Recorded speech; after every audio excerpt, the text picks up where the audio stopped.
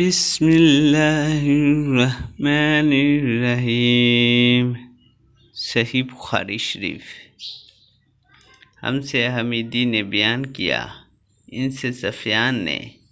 ان سے اسماعیل بن ابی خالد نے دوسرے لفظوں میں بیان کیا۔ ان لفظوں کے علاوہ جو زہری نے ہم سے بیان کیے وہ کہتے ہیں، میں نے قیس بن ابی حازم سے سنا،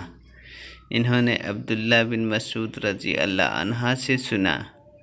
وہ کہتے ہیں کہ رسول اللہ صلی اللہ علیہ وسلم کا ارشاد ہے کہ حسد صرف دو باتوں میں جائز ہے، ایک تو اس شخص کے بارے میں جسے اللہ نے دولت دی ہو اور وہ اس دولت کو راہ حق میں خرچ کرنے پر بھی قدرت رکھتا ہو، اور ایک اس شخص کے بارے میں جسے اللہ نے حکمت کی دولت سے نوازا ہو اور وہ اس کے ذریعے سے فیصلہ کرتا ہو اور لوگوں کو اس حکمت کی تعلیم دیتا ہو۔